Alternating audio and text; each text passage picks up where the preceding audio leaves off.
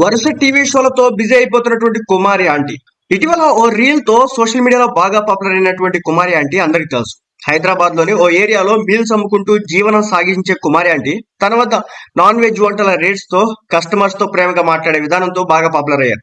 Social media YouTube వాళ్ళు సందీప్ కిషన్ తన cinema promotions కోసం కుమార్ ఆంటీ దగ్గరికి వెళ్లి మరింత ఫేమస్ చేశారు. తర్వాత ఇది పెద్ద ఇష్యూ అవడం, పోలీసులు ఆమె షాపు తీయించేయడానికి చూడడం, సీఎం రేవంత్ రెడ్డి వరకు వెళ్లడం, ఇష్యూ క్లియర్ అవడంతో కుమారి ఆంటీ మరింత పాపులర్ అయింది.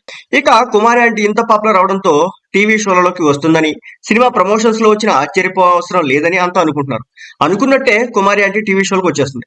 ఆల్రెడీ బీబీ ఉత్సవం అనే టీవీ షోలో పాల్గొన్న కుమారి ఆంటీ ఇప్పుడు శ్రీదేవి డ్రామా కంపెనీ షోలో కూడా వచ్చేసింది. షోలో తన ఫుడ్ తీసుకొచ్చి అక్కడున్న వారికి వడ్డించింది. హైపర్ ఆది కుమారి ఆంటీతో సరదాగా కామెడీ చేశాడు.